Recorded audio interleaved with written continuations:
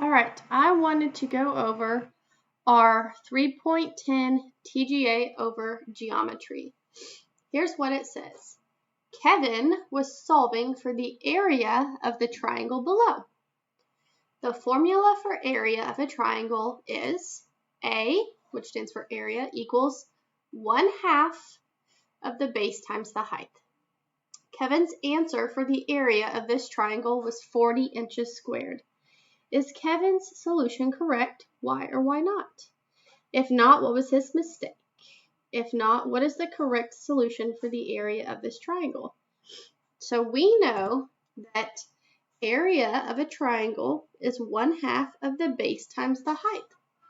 Well, the first thing we need to do is base times height. So you're going to want to get out your calculator. You're going to want to do 8 times 5. What does that equal?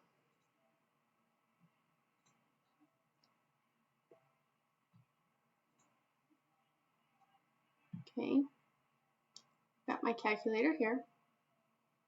8 times 5 equals 40. Okay, so 8 times 5 equals 40.